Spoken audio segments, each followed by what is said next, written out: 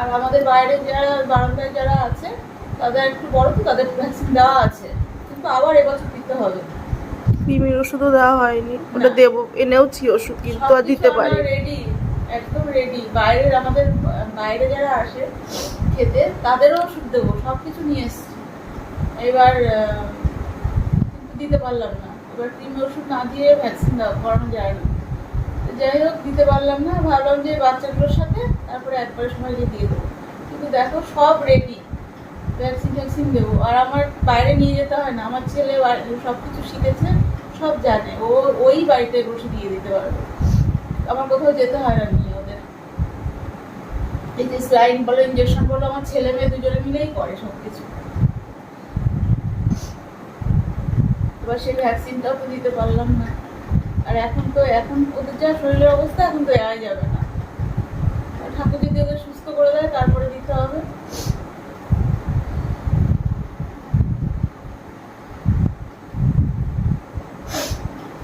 আর এতগুলোকে vaccine দেওয়া তো একবারে সম্ভব হয় না, ওই জন্য একটু ডিলেও হচ্ছিল, দেরি হচ্ছিল যে সব পুরোটা গুছিয়ে নিই। সেই জন্যই যে একবারে গুছিয়ে নিই, একবারে তাহলে নিয়ে এসে সবাইকে দেবো। কারণ এই আমার ছেলের পরেই সব কিছু, ওদের খাওয়ানো বলো সব কিছু আমার ছেলেই।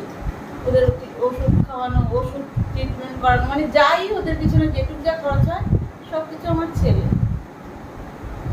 তো এবার ও একা তো সামলে উঠতে পারে না, সেই জন্যই বলেছিলাম একটু দেরি হবে, কিন্তু আমি সবাইকে দিয়ে দেবো। তো আমাদের সব কিছু রেডিও হয়ে গেছিলো, যে হয়তো গত সপ্তাহেই দেওয়া হয়ে যেত, কিন্তু এক করে সব চলে গেছে। বাইরে পাঁচটা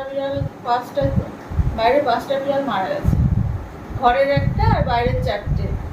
আমাদের এই যে ওর বুনুটা মারা গেছে, ওর বুনুটা তো মানে দিনের দিনেই শেষ হয়ে গেল, যে কেমন করছিল জানো, বুঝতেই পারিনি ওর বুনুর যে এতটা শরীর খারাপ। দিব্যি খেয়েছে, কিন্তু হঠাৎ দুপুর থেকে খাওয়া বন্ধ করলো, রাতের বেলায় কি ছটফট, পরের দিনকেই মারা গেল। মানে ওকে কিছুই করতে পারিনি আমরা। এবার ও মারা গেল ঘরের থেকে, আর বাইরের তিনটে বাচ্চা মারা গেছে। তারপরেই এরা পড়ে গেল সব এক এক করে। কি হয়েছে মা? ভালো হয়ে যা না, ও তো অনেকে অনেকভাবে আমার পেছনে লাগে বন্ধুরা, কিন্তু আমি কোনো কিছুতেই আমি এখন আর ভয়ও পাই না, পাত্তাও দিই না। কারণ আমি জানি যে আমি কি করছি, আমি কোনো অন্যায় কাজ করছি না, আমি জানি আমি কি